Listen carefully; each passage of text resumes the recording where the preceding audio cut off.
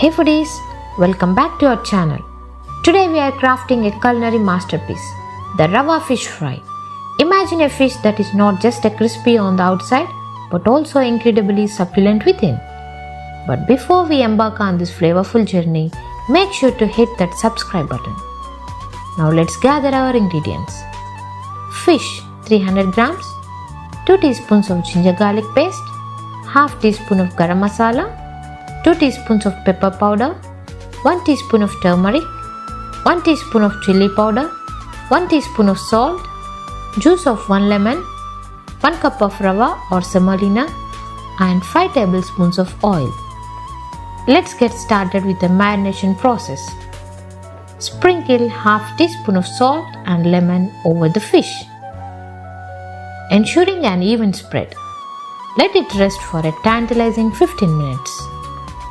Now combine salt, chili powder, turmeric, pepper powder, garam masala, ginger garlic paste and juice of half a lemon.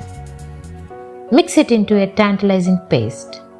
Add a tablespoon of water for that perfect consistency. Adjust the spices according to your taste. Apply the marinade evenly on both sides of the fish, allowing it to relax and absorb those rich flavors for other 15 minutes. Now let's give our fish a crispy coat. In a separate bowl, mix semolina with half teaspoon of salt and pepper powder. Coat the fish generously with this semolina mixture, ensuring a delightful crunch with every bite. Time to sizzle it up.